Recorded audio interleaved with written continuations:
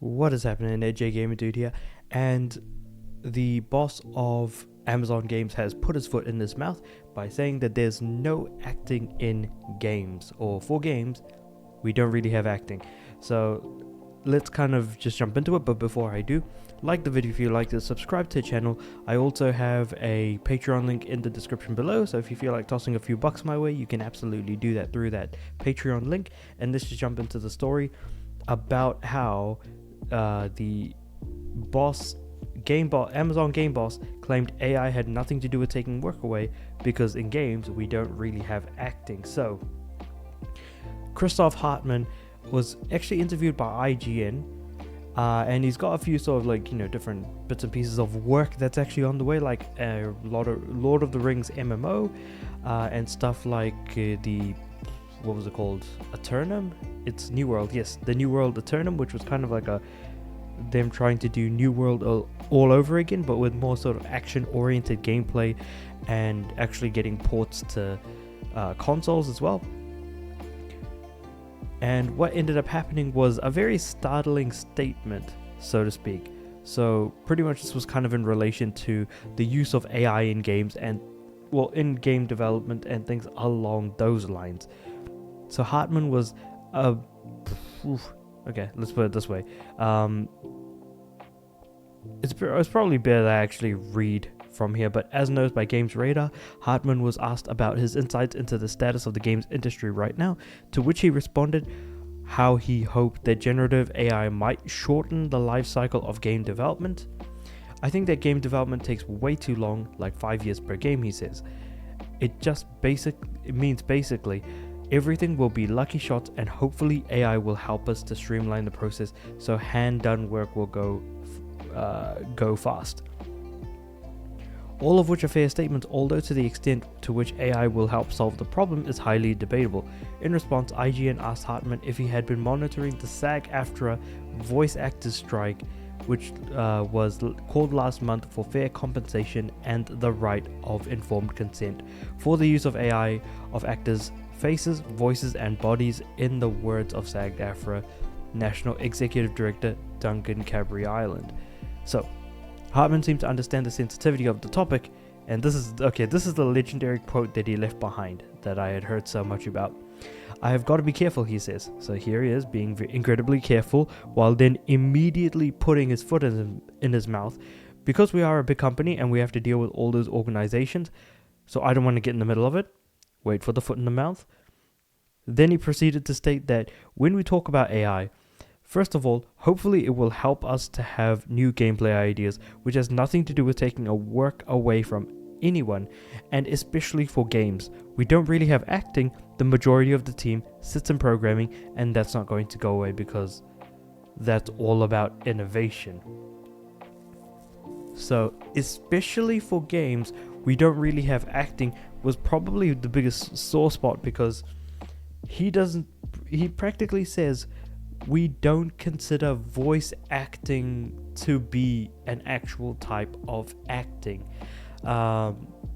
which I thought was actually very surprising, given that a lot of places do things like motion capture, for example, and being able to use the likeness of other actors as characters within the games. So they actually have characters that look a lot like their human in real life IRL counterparts that you kind of see. Like, say for example, you might not necessarily hear just Nolan North's voice, but the fact that you may actually see him in some games half the time.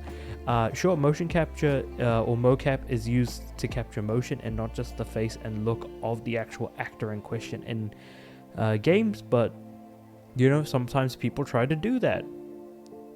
Well, with Western games, it's more so taking the look of an actor and then making them look a lot uglier compared to, like, say, the more Asian style approach, which is to make your characters look as good as the original actor because they're attractive people. But I digress. So I thought that was actually a really fascinating thing of, like, hey, how can I be as careful as possible in saying something, immediately put my foot in my mouth, and then at the same time say a bunch of things that make sense in the worst possible way after immediately putting my foot in my mouth.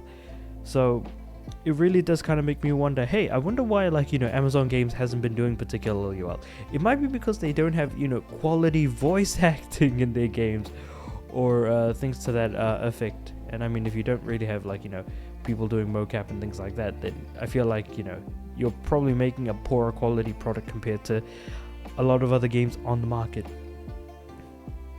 But then he continues, I don't believe any technology can replace human creativity and uniqueness, because I don't think it will be able to translate those unique things into fresh ideas. It's certainly true that generative AI can't come up with its own ideas. It's equally true that everybody has ideas, and what separates ideas from great art is talent and hard work, rather than asking a machine to do that hard work for you. This, incidentally, happens to be what SAG-AFTRA wants its members to be fully compensated for. Now, there's also one thing else to consider about the use of AI and licensing out someone's voice and acting chops. So there's actually a funny thing where if all of the big name voice actors actually do agree to have their voice be considered to be used by, with AI, and, all of this does go through as, like, AI can be used, by only using those handful of voice actors with AI moving forward, you're actually stopping other people from being able to get into the industry. Because if, say, a new up-and-comer wants to be part of the voice acting industry, but every company has access to the 3 or 4 best voice actors that have ever lived, have their AI voices be able to voice everything, then why on earth would you ever want to hire anyone else ever again in any for any possible circumstance or reason? And then at that point, you're kind of just shutting out people from the industry as a whole. Even if that wasn't an intended side effect, I could see that being something that could absolutely happen. So yeah, that is pretty insane. Also, I probably best to read this paragraph out as well. The news that video games don't have acting will surely come as a shock to SAG-AFTRA's 2,500 voice performers and the 160,000 SAG-AFTRA members who have refused to work on video games produced by the industry's major developers in support of those performers. Indeed, one could argue that acting has been an essential part of the industry for years, but is more central to video games now than it's ever been before, which is kind of what I was talking about before. So games like, Baldur's Gate 3, Last of Us, and Final Fantasy 16, all featuring stunning performances that elevate the stories those games tell. So that is 100% true, and probably couldn't be worded in a better way if I'm being completely honest. So yeah, definitely do check out this PC Gamer article.